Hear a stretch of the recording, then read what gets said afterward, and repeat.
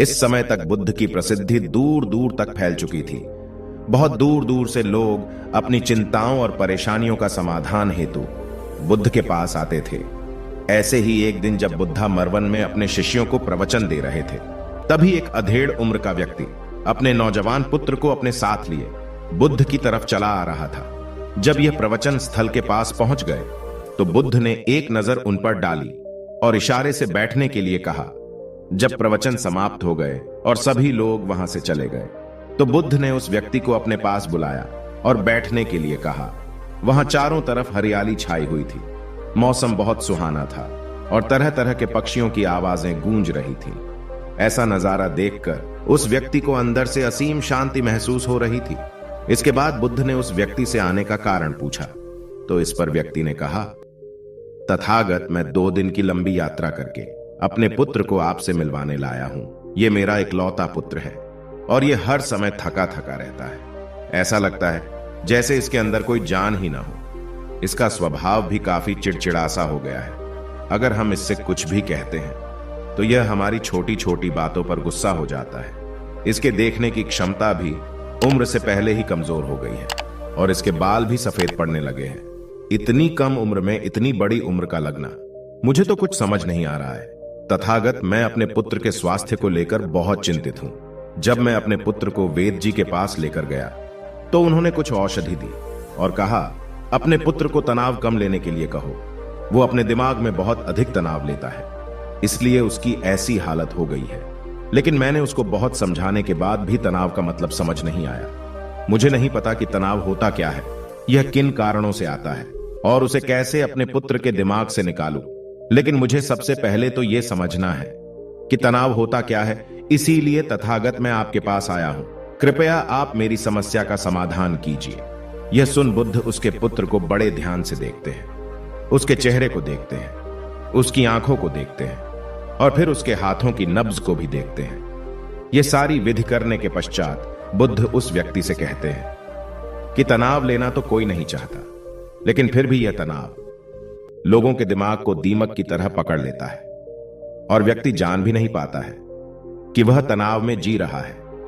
लेकिन अगर व्यक्ति तनाव के कारणों को अच्छे से समझ लेता है और तनाव के बारे में कोई ऐसा पैमाना बना लेता है जिससे वह जान सके कि वह कितने तनाव में है, तो वह इस समस्या का समाधान भी खोज सकता है। सबसे पहले तो तुम यह समझो कि तनाव होता क्या है। जब भी कोई व्यक्ति कोई काम कर रहा होता है लेकिन उसका मन कहीं दूर भटक रहा होता है, कल्पनाओं में होता है, तो उसके शरीर और मन के बीच एक दूरी पैदा हो जाती है। यह दूरी जितनी अधिक होगी, व्यक्ति उतनी ही ज्यादा बेहोशी की अवस्था में होता है और शरीर व मन के बीच की इसी दूरी और खिंचाव को तनाव कहा जाता है। आखिर कोई पसंदीदा खेल खेलने के बाद व्यक्ति चुस्ती और प्रसन्नता से क्यों भर जाता है, जबकि उसने तो अपने शरीर को थकाया है। लेकिन समझने वाली बात यह है कि खेलते समय मन और शरीर एक साथ पूरी तरह से उस खेल में केंद्रित होते हैं, जिससे शरीर और मन के बीच दूरी पैदा नहीं होती और कोई तनाव पैदा नहीं होता। और अगर दिमाग में कोई तनाव था तो वो भी दूर हो जाता है। लेकिन इसके विपरीत, जब हम कोई ऐसा काम करते हैं जो हमें पसंद नहीं है, तो हमारा शरीर तो उस काम को कर रहा होता है, लेकिन हमारा मन कहीं दूर कल्पनाओं में भटक रहा होता है, जिससे शरीर और मन के बीच एक दूरी पैदा हो गई और तनाव ने जन्म ले लिया। इसीलिए व्यक्ति को एक समय पर सिर्फ एक ही काम करना चाहिए और अपने तन और मन की सारी शक्ति उसी एक काम पर लगा देनी चाहिए, जिससे व्यक्ति के अंदर तनाव पैदा ही ना हो। इसके बाद बुद्ध ने कहा, तनाव पैदा होने के मुख्य 8 कारण होते हैं और जिसने इन कारणों को समझ लिया वो जीवन भर तनाव मुक्त रह सकता है। मुख्य कारणों में सबसे पहला कारण है अति महत्वाकांक्षी होना। महत्वाकांक्षी होना अच्छी बात है, लेकिन क्या कभी आपने इस बात पर ध्यान दिया है कि इंसान के लक्ष्य कभी पूरे ही नहीं होते हैं। उसका एक लक्ष्य पूरा हुआ नहीं कि वह दूसरे की तरफ भागने लगता है, दूसरा पूरा हुआ तो तीसरे की तरफ, और इस तरीके से वो अपने लक्ष्यों को पाने के लिए जिंदगी भर गोल गोल घूमता रहता है। इसीलिए जो व्यक्ति अति महत्वाकांक्षी होता है, जिसने बड़े बड़े लक्ष्य बनाए होते हैं, वह वर्तमान में कभी रह नहीं पाता है। उसका मन सदैव भविष्य की योजनाएं बनाने में ही व्यस्त रहता है। उसका शरीर तो वर्तमान में रहता है, लेकिन मन भविष्य में ही रहता है, जिससे मन और शरीर के बीच दूरी पैदा हो जाती है और वह तनाव भरी जिंदगी जीने लगता है। बुद्ध के मुंह से यह बात सुन उस लड़के ने कहा, है बुद्ध, तो फिर इसका मतलब है कि हमें लक्ष्य नहीं बनाना चाहिए, क्योंकि लक्ष्य बनाना भी तो महत्वाकांक्षा ही है। इस पर बुद्ध ने कहा, जीवन में लक्ष्य बनाना कोई गलत बात नहीं है, लेकिन समस्या तब उत्पन्न होती है जब वो अपना पूरा ध्यान उस लक्ष्य से मिलने वाले परिणाम पर ही लगा देते हैं और उसके परिणाम की चिंता करते रहते हैं। व्यक्ति को वर्तमान में जीना आना चाहिए। आप लक्ष्य बनाइए और उस लक्ष्य की प्राप्ति के लिए कड़ी मेहनत करिए, लेकिन साथ ही साथ आपको इस बात का भी ज्ञान होना चाहिए कि आप अभी वर्तमान में जी रहे हैं और वर्तमान ही सत्य है। बुद्ध ने आगे कहा, तनाव का दूसरा सबसे बड़ा कारण है ईर्ष्या करना है। जब व्यक्ति ईर्ष्या और जलन से भर जाता है तो उसका मन अंदर से सड़ने लगता है। ईर्ष्या एक आंतरिक घाव है। आंतरिक घाव यानी मन का घाव। व्यक्ति के शरीर का घाव तो भर सकता है, लेकिन मन का घाव कभी नहीं भर सकता। इसीलिए व्यक्ति को दूसरे की खुशी और तरक्की से कभी ईर्ष्या नहीं करनी चाहिए, क्योंकि ईर्ष्या तनाव का कारण है। इसके बाद बुद्ध ने तनाव का तीसरा कारण बताते हुए कहा कि आरुषिपूर्ण काम न करना, इससे भी मन में तनाव पैदा होता है। जो काम करना हमें पसंद ही नहीं है, जिस काम में हमारी रुचि ही नहीं है, उस काम में हमारा मन लग ही नहीं पाएगा। हमारा शरीर तो वहीं बैठा रहेगा, लेकिन हमारा मन कल्पनाओं की उड़ान भरेगा, जिससे शरीर और मन के बीच दूरी पैदा हो जाती है और व्यक्ति तनावग्रस्त हो जाता है। इसीलिए इंसान को हमेशा अपनी रुचि के अनुसार ही कार्य करना चाहिए। अगर व्यक्ति ने यह पता कर लिया कि उसे कौन सा काम करना पसंद है और वो उसी काम को अपने जीवन का लक्ष्य बना लेता है, तो फिर वो काम उसके लिए काम नहीं बल्कि एक खेल बन जाता है। फिर बुद्ध ने कहा, तनाव का चौथा कारण होता है किसी दूसरे से अच्छा रखना। बुद्ध ने उस व्यक्ति की ओर इशारा करते हुए कहा, एक पिता होने के नाते तुम्हारी अपने पुत्र से बहुत सी अपेक्षाएं होगी कि तुम्हारा पुत्र एक बहुत ही कामयाब इंसान बने, तुम्हारा नाम रोशन करे, जैसा तुम चाहते हो उस तरह का जीवन जिए, तुम्हारी हर बात माने। लेकिन क्या आज तक कभी किसी की सारी अपेक्षाएं पूरी हुई है? जब भी कोई व्यक्ति किसी दूसरे से कोई अपेक्षा रखने लगता है तो वो अनजाने में अपने लिए तनाव पैदा करने लगता है। जरा सोचो कि अगर तुम्हारा बेटा तुम्हारे अनुसार काम नहीं कर रहा है और वो नहीं बन पा रहा है जो तुम उसे बनाना चाहते हो, तो निश्चित रूप से तुम्हारे दिमाग को तनाव तुम्हें पकड़ लेगा। तुम तनाव से भरा जीवन जीना शुरू कर दोगे और इस तनाव के बस में आकर तुम ऐसा व्यवहार करोगे, ऐसी बातें करोगे कि तुम्हारा अपने पुत्र के साथ संबंध और भी खराब होता चला जाएगा। इसीलिए व्यक्ति को जितना हो सके उतनी कम अपेक्षाएं दूसरों से रखनी चाहिए, और अगर पूरी तरह से तनाव मुक्त रहना है तो दूसरों से अपेक्षा रखना ही बंद कर दो। इसके बाद बुद्ध ने कहा कि शारीरिक कष्ट भी इंसान के तनाव का एक कारण होता है। जब व्यक्ति किसी शारीरिक पीड़ा से गुजर रहा होता है तो उसका पूरा ध्यान अपने उस शारीरिक दर्द पर होता है और वो पूरे दिन बस उसी के बारे में सोचता रहता है, जिससे उसका मन दुख के विचारों से भर जाता है और ऐसी स्थिति में व्यक्ति तनावग्रस्त रहने लगता है। यह सुन उस व्यक्ति ने कहा कि हे बुद्ध, शारीरिक दुख तो किसी भी व्यक्ति को हो सकता है, तो फिर क्या हुआ? व्यक्ति जीवन भर तनाव में ही जिएगा? इसका जवाब देते हुए बुद्ध ने कहा कि इंसान को यह बात समझनी चाहिए कि हमारा जीवन दुखों का आधार है।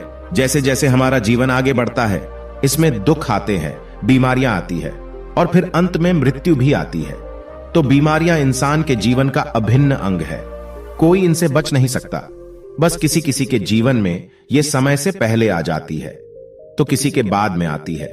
जब इंसान का मन इस बात को अच्छे से समझ लेगा तो फिर वह अपनी बीमारी के बारे में सोच सोच कर ज्यादा तनाव नहीं लेगा, क्योंकि यह हमारे जीवन का अभिन्न हिस्सा है और इसके लिए व्यक्ति को शारीरिक रूप से भी अभ्यास करते रहना चाहिए। अपने जीवन में व्यायाम और स्वस्थ जीवन शैली को भी जगह देनी चाहिए ताकि उसका शरीर लंबे समय तक निरोगी रहकर सही से काम कर सकें। तनाव का अगला कारण होता है अपनी योजनाओं को समझने के लिए समय न देना।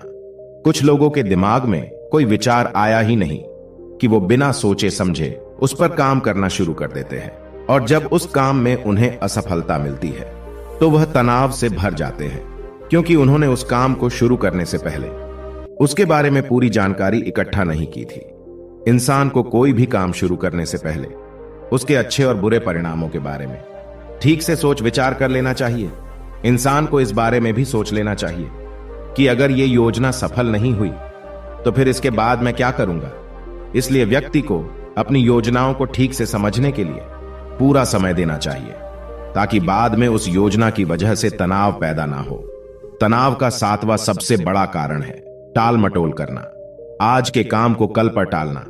आप लोगों ने यह कहावत तो सुनी होगी कि आलस्य इंसान के शरीर का सबसे बड़ा शत्रु है। इंसान आलस्य की वजह से आज के काम को कल के लिए टाल देता है और फिर काम को टालना उसकी आदत बन जाती है। काम को कल पर टालने वाले व्यक्ति का काम कभी भी समय पर पूरा नहीं हो पाता है, और अगर किसी तरह से पूरा हो भी जाता है तो वह उतना अच्छा नहीं हो पाता है जितना अच्छा उसे किया जा सकता था, और फिर यह बात व्यक्ति के अंदर तनाव पैदा करती है। लेकिन काम को टालना या काम को एकदम अंत समय पर करना एक आदत है, इसीलिए व्यक्ति ना चाहते हुए भी बार बार अपनी इस आदत का शिकार बन जाता है और काम को टालता रहता है। और फिर जब काम की समय सीमा पास आ जाती है तो वह तनाव से भरकर काम को पूरा करने का प्रयास करता है। इसीलिए तनाव मुक्त रहने के लिए व्यक्ति को काम को टालने की आदत छोड़नी पड़ेगी, और यह तभी संभव है जब व्यक्ति काम को समय से पहले खत्म करने का निश्चय करे। सबसे आखिरी और सबसे प्रमुख कारण जो तनाव का होता है वो है ज्यादा सोचना। लगातार सोचते रहना भी एक बीमारी है, और यह उस व्यक्ति में सबसे ज्यादा पाई जाती है जो सिर्फ कल्पनाएं करता है, जो अतीत की घटनाओं और भविष्य की बातों के बारे में सोचता रहता है, जो बेवजह के अनुमान लगाता रहता है। इसीलिए व्यक्ति को ज्यादा सोचने की आदत पर लगाम लगाना चाहिए। इसके लिए जितना हो सके खुद को काम में व्यस्त रखना चाहिए, और हर दिन ध्यान का अभ्यास करने को अपने जीवन का हिस्सा बना लेना चाहिए। बुद्ध के मुंह से यह सारी बातें सुनकर उस व्यक्ति ने हाथ जोड़कर कहा, बुद्ध, मेरा पुत्र तो अभी मात्र 20 वर्ष का ही है, और इसमें अभी इतनी समझ भी नहीं है कि यह आपकी बताई सारी बातों का एक साथ पालन कर सकें। आप कृपया करके तनाव मुक्त रहने का कोई आसान सा तरीका बता दें, जिससे मेरा बेटा उसका अनुसरण भी कर सके और तनाव मुक्त भी रह सके।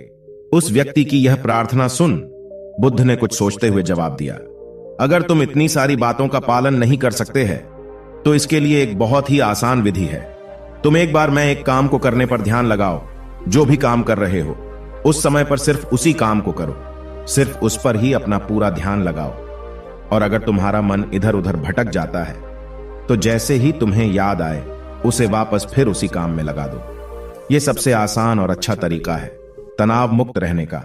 जब तुम भोजन करो तो उस समय सिर्फ भोजन ही करो, उसके पूरे स्वाद का आनंद लो, उसका अनुभव करो। जब चलो तब अपना पूरा ध्यान सिर्फ चलने में ही लगा दो। इससे तुम्हारा मन और तुम्हारा शरीर दोनों एक जगह पर केंद्रित रहेंगे, दोनों के बीच दूरी पैदा नहीं होगी, जो कि तनाव का मुख्य कारण होती है। इसीलिए जहां तक संभव हो सके एक समय पर सिर्फ एक ही काम करने का प्रयास करें, वो भी पूरे ध्यान के साथ। दोस्तों, आशा करता हूं बार बार आपको घबराहट होती है और आपका हृदय भी जोर जोर से धड़कता है और बार बार निगेटिव विचार आपके भी दिमाग में आते हैं, तो इस ज्यादा सोचने वाली बीमारी से बचने के लिए और इस बीमारी को दूर करने के लिए आज हम आपको एक बौद्ध भिक्षु की कहानी के माध्यम से आपकी समस्या का हल बताएंगे। तो आज के इस कहानी को पूरा देखें ताकि आप भी इस कहानी को सुनने के बाद आपकी समस्या से छुटकारा पा सके। तो चलिए आज के कहानी की शुरुआत करते हैं। एक बार चीन के एक हिस्से में बहुत बड़ा मठ था जहां लगभग 500 भिक्षु रहते थे। वो सभी अपने गुरु के मार्गदर्शन में खुद को जानने का अभ्यास कर रहे थे। एक दिन एक लड़का उस मठ में शिष्य बनने के लिए आया। उसने मास्टर से कहा, मास्टर, मैं खुद को जानना चाहता हूं, मैं सच की तलाश कर रहा हूं, मैं पता लगाना चाहता हूं कि सच क्या है। मास्टर ने उसकी ओर देखा और कहा कि अगर तुम सच जानना चाहते हो तो तुम्हें अपना पूरा जीवन दांव पर लगाना होगा। सच को जानने में तुम्हारा पूरा जीवन लग सकता है, फिर भी इस बात की गारंटी नहीं है कि तुम्हें इस जीवन काल में सच का पता लगेगा या नहीं। क्या तुम इसके लिए तैयार हो? शिष्य ने कहा। मास्टर, मैं यहां पीछे मुड़ने के लिए नहीं आया हूं, मैं इसके लिए तैयार हूं। गुरु ने कहा, अगर ऐसा है तुम एक काम करो, इस मठ में 500 भिक्षु है, तुम उनके लिए चावल कूटने का काम करो। बस सुबह से शाम तक चावल कूटने का ही काम करो, और जब तुम थक जाओ तो सोने चले जाओ। फिर अगली सुबह उठकर चावल को कूटना शुरू कर दो। इसके अलावा कुछ और मत करना, किसी और चीज के बारे में मत सोचना। बस इस रास्ते पर चलते रहना और दोबारा मेरे पास मत आना। जरूरत पड़ने पर मैं खुद तुम्हारे पास आऊंगा। उस लड़के ने गुरु के आदेश का पालन करते हुए चावल कूटना शुरू कर दिया। उस मठ में 500 शिष्य थे। उन सभी को समय समय पर भोजन की आवश्यकता पड़ती थी, इसीलिए वह बहुत जल्दी उठ जाता था और रात को देर तक चावल कूटता रहता था। जब वह थक जाता तो उसी कमरे में सो जाता था जहां वो चावल कूटता था। वो किसी से बात नहीं करता था और ना ही कोई उससे बात करने के लिए उसके पास आता था। कुछ महीनों तक चावल कूटते हुए उसके मन में पुराने विचार आते रहे, लेकिन उन विचारों को कोई नया विषय नहीं मिला तो वह अपने आप ही मिट गए। धीरे धीरे उसके मन में विचार कम होने लगे। कुछ सालों के बाद तो वो अपना नाम तक ही भूल गया। वह हमेशा चुप रहता और विचारहीन अवस्था में बस चावल कूटता रहता। उसने ना तो कभी ध्यान किया था और ना कभी शास्त्र पढ़ा था। मठ के बाकी शिष्य उसे मूर्ख समझते थे। ऐसा करते हुए 12 साल बीत गए।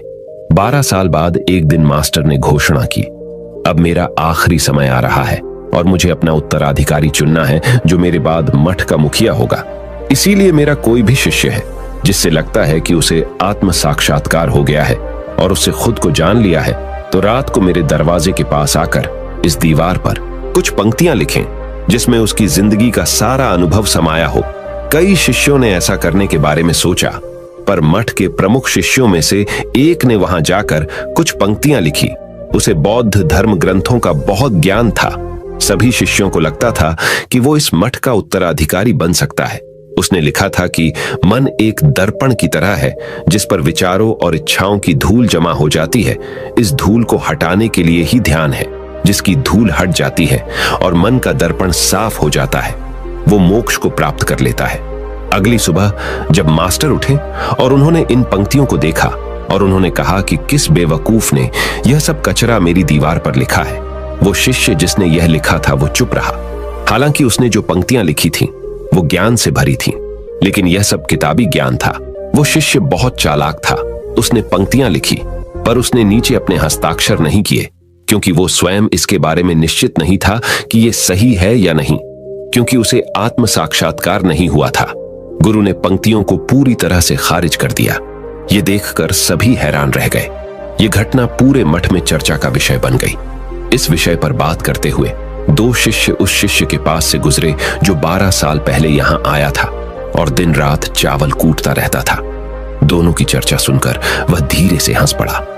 दोनों शिष्य ने उसे पूछा कि तुम क्यों हंस रहे हो? दोनों शिष्य की नजर में यह चावल कूटने वाला तुच्छ ही भिक्षु था। किसी ने उसे ना तो कभी ध्यान करते हुए देखा था, ना ही कभी शास्त्र पढ़ते हुए। हर कोई उसे मूर्ख समझता था जो बस चावल को ही जानता था। उस मठ में बहुत बड़े बड़े विद्वान थे, लेकिन उस चावल कूटने वाले को किसी से कोई मतलब नहीं था। इसीलिए वह दोनों शिष्य उसे मुस्कुराता हुआ देखकर चकित रह गए। उन्होंने फिर उससे पूछा कि तुम क्यों हंस रहे हो? उसने जवाब दिया, मैं इसीलिए हंसा कि मास्टर सही बोल रहे हैं। यह सब पंक्तियां कचरा है, इन पंक्तियों का कोई मूल्य नहीं है। वो दोनों शिष्य चौंक गए। उन्होंने उसे पूछा कि क्या तुम ऐसी पंक्तियां लिख सकते हो जो इससे भी बेहतर हो? चावल पीसने वाले ने जवाब दिया, नहीं, क्योंकि मैं अनपढ़ हूं, लेकिन हां, मैं कुछ पंक्तियां कह सकता हूं। अगर तुमने उन पंक्तियों को तुम लिख सकते हो तो मैं तुम्हारे साथ जाने के लिए तैयार हूं। उन दोनों शिष्यों ने कहा, ठीक है। वे मास्टर के कमरे के पास गए और चावल कूटने वाले ने कुछ पंक्तियां बोली और दूसरे शिष्य ने उस दीवार पर लिख दिया और उन पंक्तियों के नीचे लिख दिया कि चावल कूटने वाला। उन्हें लगा कि मास्टर इस पर भी गुस्सा करेंगे।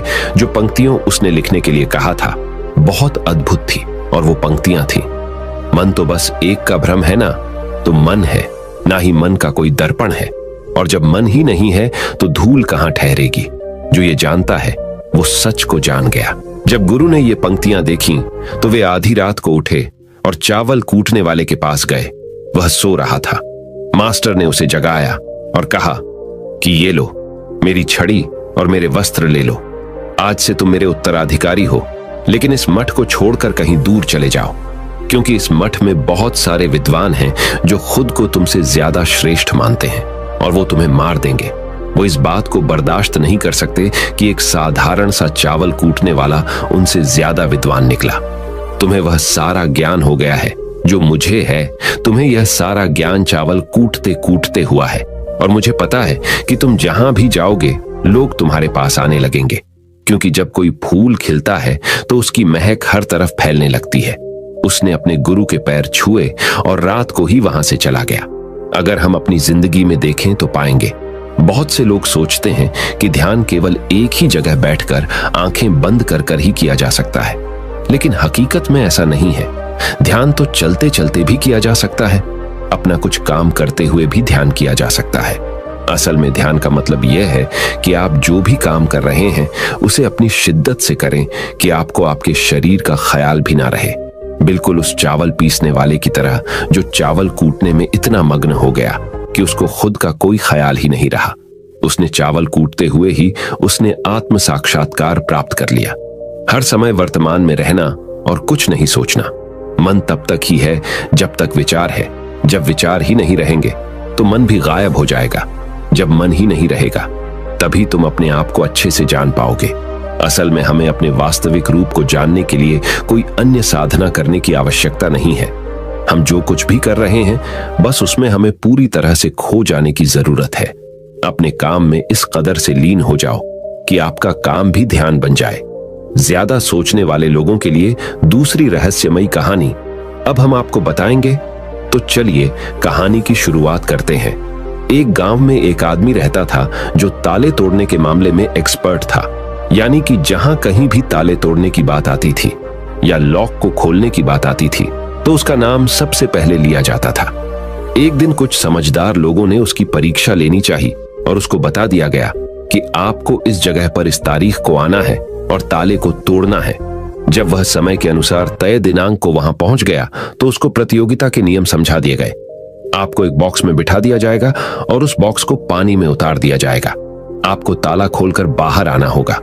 इस बीच आपको लगता है कि लॉक आपसे नहीं खुल पाएगा तो आप इमरजेंसी बटन को दबा सकते हैं और ऊपर आ सकते हैं, लेकिन आप प्रतियोगिता में हार जाएंगे।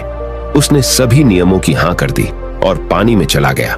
जैसे ही वह पानी में पहुंचा तो उसने जेब में से एक तार निकाला और लॉक को खोलने की कोशिश करने लगा। 4 से 5 बार कोशिश करने के बाद वह बार बार विफल हो रहा था, लेकिन उससे लॉक नहीं खुल रहा था। अब ज्यादा समय तक पानी में रहना उसके लिए और भी मुश्किल था, क्योंकि सांस रोकना आसान नहीं था। फाइनली उसने अपना पूरा दिमाग लगाया और एक बार अंतिम प्रयास किया। वह विफल हुआ और उसने इमरजेंसी बटन दबा दिया। धीरे धीरे ऊपर आने लगा।